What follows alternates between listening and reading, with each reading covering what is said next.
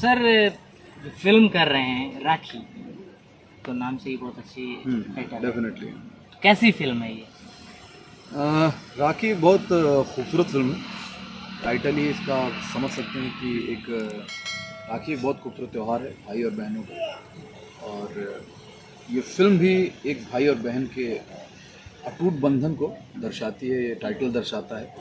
और एक खूबसूरत फिल्म बनाई जा रही है, भाई बहन का प्यार दिखाया जा रहा है, जो मतलब हर भाई के लिए, हर बहन के लिए ये फिल्म है। बहुत खूबसूरत फिल्म है, क्योंकि भाई आपकी भी बहन होगी, मेरी भी बहन है, तो ये फिल्म, ये टाइटल हर घर तक जाने के लिए बनाया जा रहा है। और भाई बहन का जो प्यार होता है, एक नटखटपना होती है, जो छोटी छोटी बातें होती है, दोनों का झगड़ना, दोनों का प्यार करना, एक अलग ही प्यार होता है वो। इस फिल्म में उनका प्यार दिखाया गया है। तो अभी फिल्म की शूटिंग चालू है, तो डेफिनेटली जल्दी तैयार होकर आप सब लोग कहाँ कर रहे हैं इस फिल्म की शूटिंग? ये शूटिंग इसकी कुछ दिनों तक तो खानवेल में हुई है, खानवेल रिसोर्ट के साइड में, उधर अच्छा काफ़ी बेहतरीन लोकेशन है। अभी रिसेंटली संजान में इसकी शूटिंग चल रही है, और वृंदावन वाटिका। इस फिल्म में क्या भूमिका है, किस किरदार में? इस फिल्म में मैं जो बहन है, जो भाई है, उनके छोटे भाई का, मतलब बड़े भाई का किरदार कर रहा हूँ, बहन का, और बड़े भाई के छोटे भाई का किरदार कर रहा हूँ मैं। और बहुत मैं लकी मानता हूँ अपने आप को कि मैं इतनी खूबसूरत फिल्म का पात्र हूँ, तो बहुत अच्छा लगता है। और अभी तक की शूटिंग बहुत बेहतरीन हुई है, बड़ा मज़ा आया है, बहुत मज़ा आ रहा है काम करने में।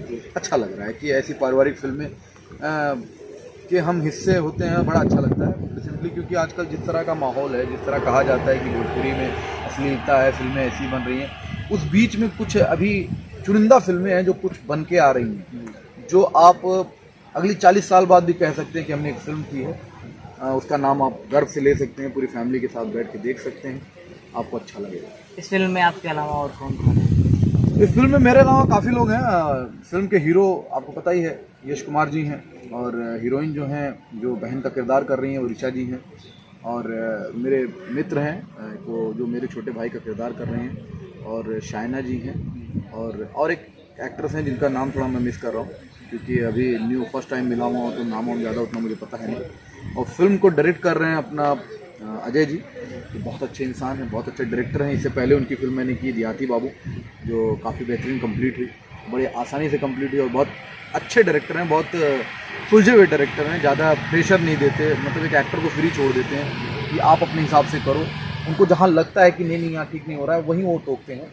और कभी उन्हें लाउड होता हुआ नहीं देखा मैंने, बहुत प्यार से समझाते हैं कि एक्टर को बहुत जल्दी समझ में आ जाता है। और ये फिल्म कर रहे हैं दुर्गा जी, जिन्होंने, दुर्गा प्रसाद जी, उन्होंने ही ये फिल्म हर चीज़, मतलब एक कहानी, जो एक कहानी का वो बनाया है, निर्माण किया है, इन्होंने किया है।